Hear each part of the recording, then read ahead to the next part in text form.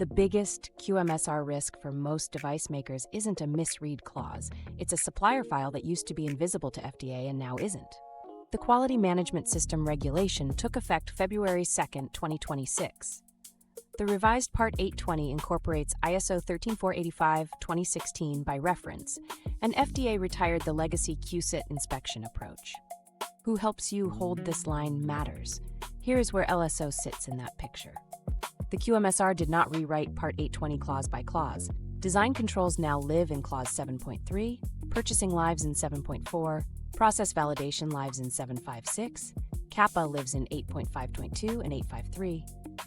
A certificate of conformance to ISO 13485 does not make you QMSR compliant on its own.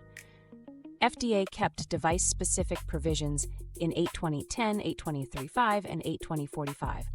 Walk those three deliberately. Early Form 483 observations cluster in three areas: risk management, outsourcing and purchasing, and complaint handling. Two of the three sit at the boundary between your quality system and your vendors.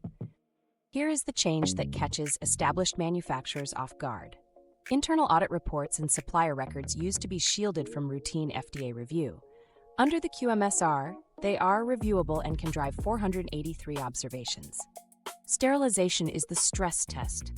You cannot verify a sterilized lot by inspection without destroying it, so Clause 7.5.6 requires the process to be validated.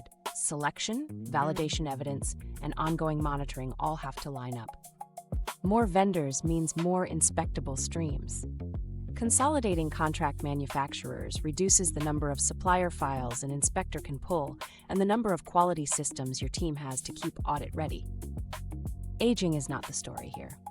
Transparency is. The records that used to stay inside your four walls are now sitting on an inspector's table, and sterilization is where thin files show first. If you are using the Readiness window to harden supplier oversight, we can walk your specs and quality agreements in a technical review.